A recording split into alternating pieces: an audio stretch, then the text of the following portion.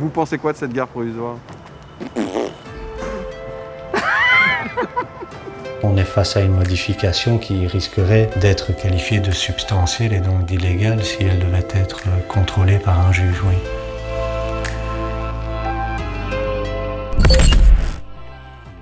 D'ici peu, il y en aura une nouvelle. Bon, d'ici peu...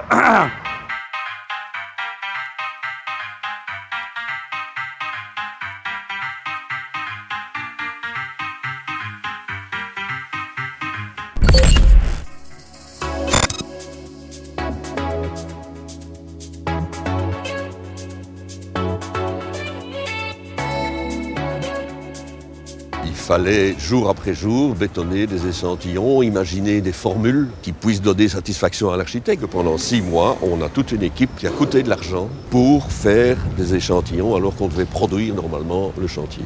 Vous voyez ici un bel exemple. On a fait 6 mois d'essai de béton blanc. Maintenant, vous avez un béton pollué. On se demande à quoi ça servait.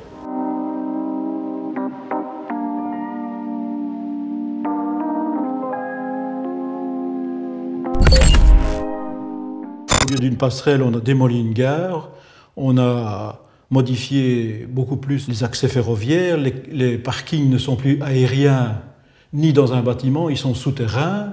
Cette modification-là me semble poser un problème juridique assez important. On passe au moment du concours à un marché qui porte essentiellement sur la conception d'une passerelle. Et à ce moment-là, il n'est pas question de toucher à la gare vers un projet qui consiste à construire une nouvelle gare. Donc là, c'est plus du tout le même objet et accessoirement, c'est plus du tout le même budget non plus. Donc ces deux éléments-là conduisent à considérer qu'on est face à une modification qui risquerait d'être qualifiée de substantielle et donc d'illégale si elle devait être contrôlée par un juge, oui. Je découvre le document, donc je ne peux pas me prononcer dessus, je n'ai pas d'autres informations que celles que je viens de vous donner. Mais effectivement, si on change l'objet d'un marché, il faut refaire le marché.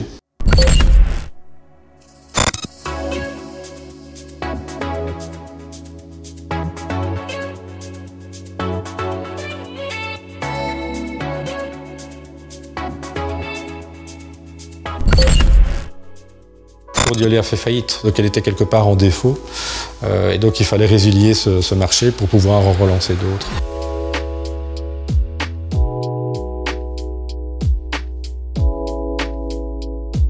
Noi nel 2012 sapevamo già che c'erano dei problemi.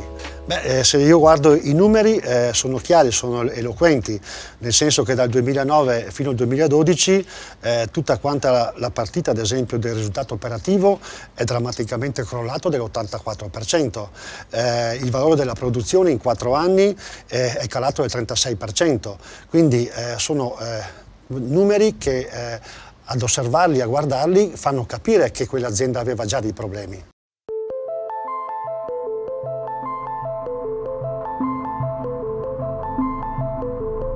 Ce qu'on fait maintenant systématiquement pour tous les grands chantiers et pour tous les grands marchés, c'est qu'on demande une analyse de type crédit par notre direction financière. Je ne sais pas si c'était le cas à l'époque, mais on n'aurait pas démarré le chantier si on n'avait pas reçu les garanties bancaires.